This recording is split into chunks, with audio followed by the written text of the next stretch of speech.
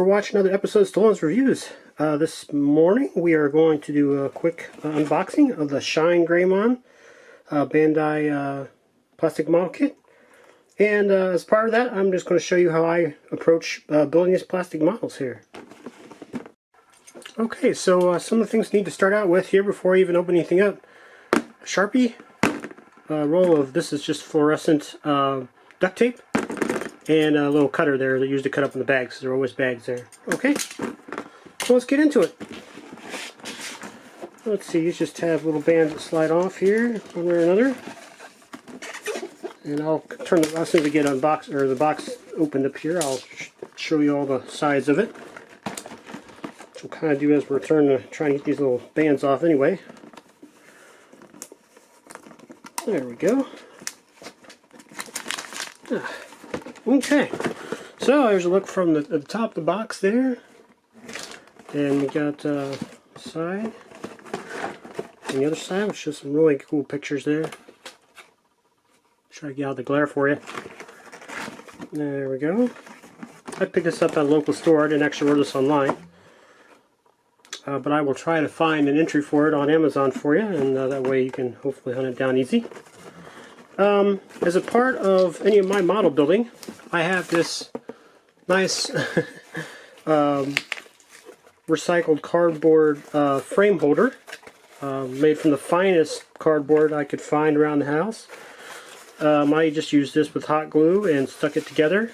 I use it to hold the frames. Makes it a whole lot easier to go through, and actually even you can see it'll even hold some of my tools for me. They actually make plastic ones, and I'll link a couple, one or two of them on my on the description there. You can try to see if you like. I thought the reviews on them were all pretty mediocre, so I just made my own. But I'll give you some to investigate, so you won't have to track them down yourself. And let's open it up and see what we got in here. Let's see here. Oh, do we have anything on the bottom? Actually, nope, I didn't think so. Okay. All right, so we got our nice packs here. Ooh, really shiny stickers there. And let's set those aside for a moment. We got this is assembly instructions. This isn't all of them, obviously, because it's a big kit. There just must be some extra instructions there for us. And we got there. Oh, nice gold plastic pieces there. And here's our. Oh, looks like we got two little gems. Probably the. I don't know where they go at on there, honestly. Maybe on the shield. Maybe one looks like it goes on the shield. I don't know. And there's our instruction book.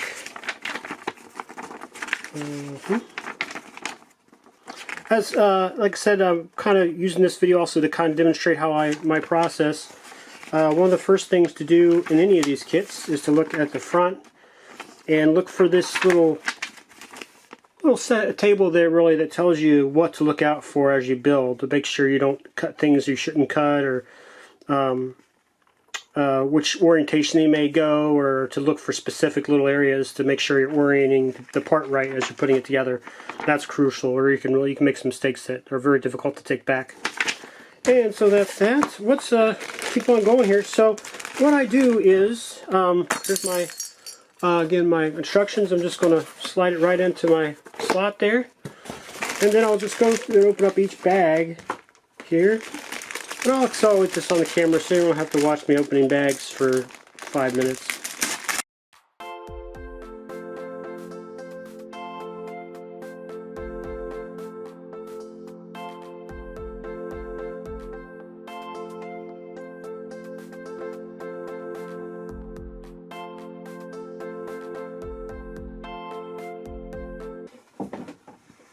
Okay, so I've opened up all the bags I've wanted to open up there. I've left one tiny one in there, just gives it a little bit more size. Maybe I won't lose it as easily, or have the chance of losing it as easily.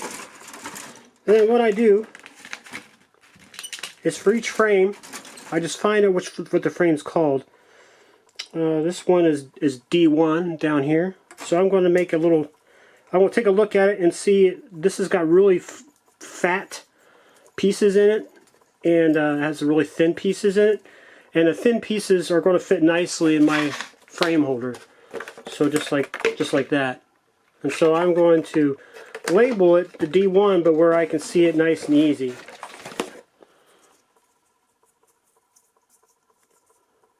So we're just going to get us a little bright tape here, and we'll just put D1.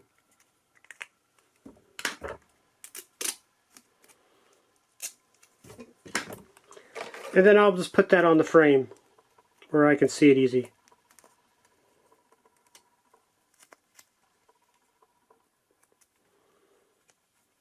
There we go.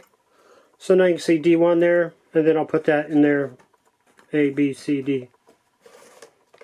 So voila. So it's like that. And of course I'll do that with every frame. If there's two frames that have, like, say it's D1 and D2, I'll try to put them beside each other if I can. But sometimes I have to put them in a separate pouch. Let's see here. And this is another one that I'll accelerate here with time, so you don't have to spend your lifetime just watching me putting labels on things.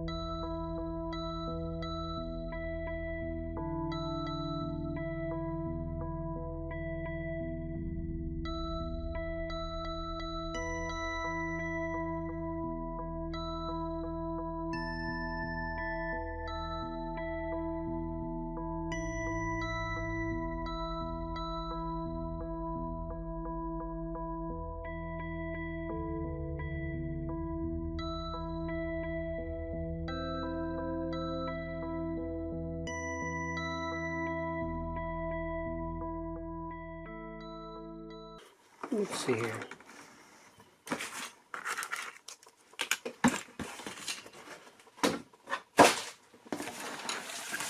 There we go. D, let's see, this is E2 and E1 right there. Alright, so we got everything in the frame holder there. So now as I read the instructions, I can just pluck out the frame I need, cut what I need, and put it right back into place. Easy peasy, keeps everything nice and organized. If I, get to the point for some reason I can't continue to build for a little bit, then I just can pop the frames up, put them away, and then when I'm ready to work on again, I can just put them right back, and I don't have to spend a lot of time sorting through the frames trying to figure out which frame is which and hoping I get in the right part. Makes things really super easy and quick. And then, so once you get started, what you really need at a minimum is a pair of nice nippers. And I'll put a link to these on the in the description. You really need some nice little micro files.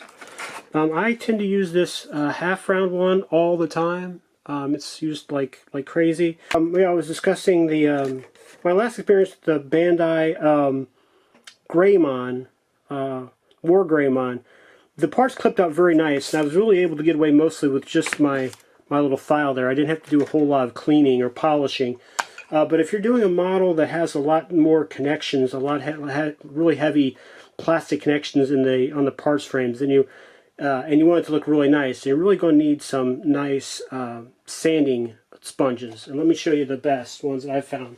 It's by a company called Steady, S-T-E-D-I, and I'll have these linked in the description as well.